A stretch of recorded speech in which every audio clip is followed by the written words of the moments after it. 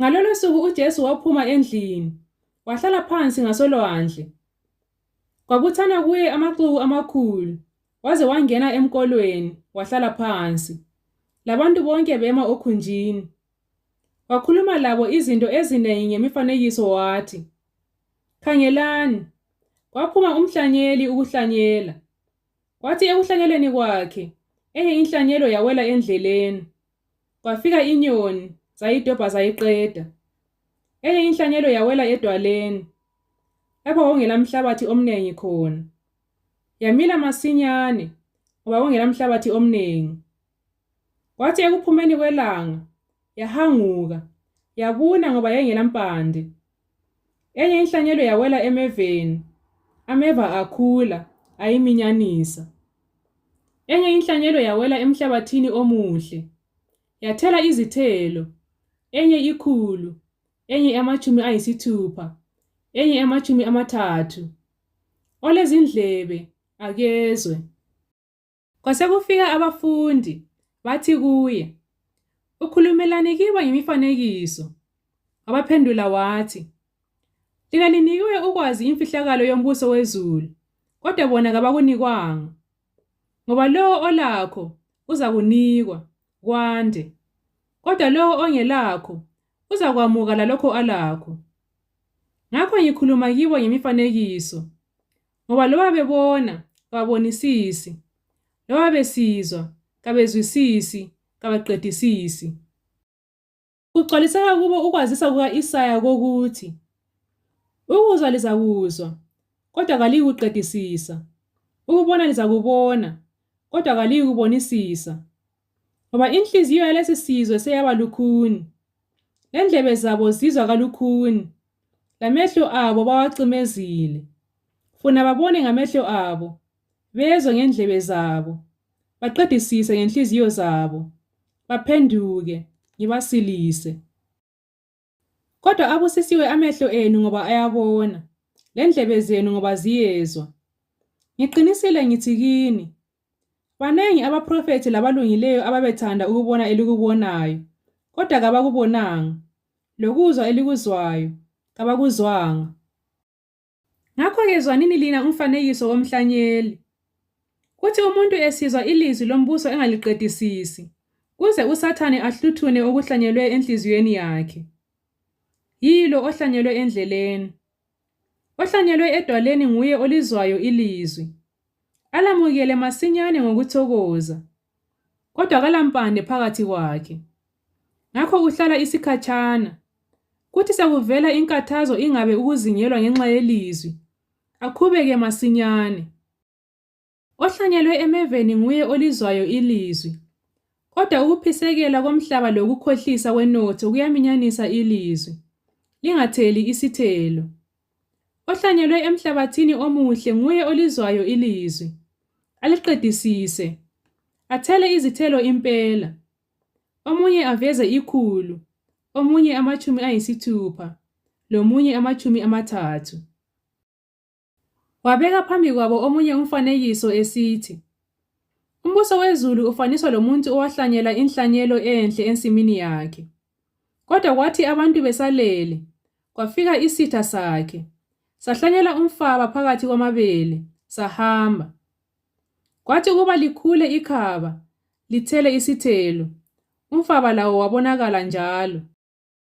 Zasezisiza inceku zomnumzana zathi kuye, 'Nkosi, kawuhlanyelanga inhlanyelo enhle ensimini yakho na? Pho iwuthethe ngaphi umfaba?' Wathi kuzo, 'Lokhu kwenziwe yisitha.' Inceku zathi kuye, 'Uthanda ukuba siye ukusiphuna na?' Kodwa wathi, 'Atshi, funa ekusiphuneni kwenu umfaba, lisiphune kanye lamabele. Yekelani kukhule kokubili ndawonye, kuze kuvunwe. Ngesikhathi sokuvuna, ngizakuthi kwabavunayo, buthani kuqala umfaba, liwubophe izinyanda, ukuba utshiswe. Kodwa amabele liwabuthele esiwudlwini sami.' Wabatshela omunye umfanekiso esithi, "Umbuso wezulu ufana lohlamvu lwemastadi, aluthatha umuntu waluhlanyela ensimini yakhe. Lona kambe luncinyane kulazo zonke inhlamvu, kodwa nxa selukhulile, lukhulu kulezihlahla zonke, luba yisihlahla, kuze kufike inyoni zaphezulu, zakhele engatsheni zaso. Wabatshela omunye umfanekiso, wathi, umbuso wezulu unjengemvubelo, ayithathayo owesifazana, wayihlanganisa lamagokoko amabili empuphu, kwaze kwabila konke. Lezi zinto zonke uJesu wazikhuluma emaxukwini ngemifanekiso. Ngaphandle kwemifanekiso, kakhulumanga lutho kibo, ukuze kugcwaliseke okwakhulunywa ngumphrofethi u-Isaya ukuthi, ngizakuvula umlomo wami ngemifanekiso, ngikhulume okufihlakeleyo kusukela ekudatshulweni komhlaba. Wasechiya amaxuku wangena endlini, basondela kuye abafundi bakhe, bathi, sichasisele umfanekiso womfaba ensimini. Wabaphendula wathi, ohlanyela inhlanyelo enhle, indodana yomuntu, insimu, ngumhlaba, inhlanyelo enhle, yibo abantwana bombuso, kodwa umfaba, ungabantwana bakaSathane. Lesitha esiwuhlanyelayo, nguSathane. Ukuvuna kuyikuphela kwesikhathi, labavunayo bayizithunywa. Ngakho-ke, njengalokhu umfaba uyabuthwa, utshiswa emlilweni, kuzakuba njalo ekupheleni kwalesi sikhathi. Indodana yomuntu izakuthuma izithunywa zayo, zibuthe, zikhuphe embusweni wayo konke okukhubekisayo, lalabo abenza okubi, zibaphosele eziko lomlilo. Lapho kuzakuba khona ukukhala lokugedla amazinyo. Kunkhona-ke abalungileyo bazakukhanya njengelanga embusweni kayise wabo. Olendlebe, akezwe. Umbuso wezulu unjengenotho efihliweyo ensimini, eyafunyanwa ngumuntu, wayifihla, ekuthokozeni kwakhe ahambe, athengise konke alakho, athenge leyo nsimu. Futhi umbuso wezulu unjengomuntu ongumthengi, ofuna amangqongqo aligugu elikhulu. Esefumene amanye amangqongqo aligugu alenani elikhulu, wasuka wathengisa konke alakho, wawathenga. Futhi umbuso wezulu unjengembule elaphoswa olwandle, labutha zonke inhlobo zenhlanzi, lithe seligcwele, balidonsela okhunjini, bahlala phansi, babuthela ezilungileyo ezitsheni, kodwa ezimbi bazilahla. Kuzakuba njalo ekupheleni kwesikhathi. Izithunywa zizakuphuma, zahlukanise ababi kwabalungileyo, zibaphosele ababi emlilweni obhebhayo, lapho kuzakuba khona ukukhala lokugedla amazinyo. Seliziqedisisile zonke lezi zinto na? Bathi kuye, yebo.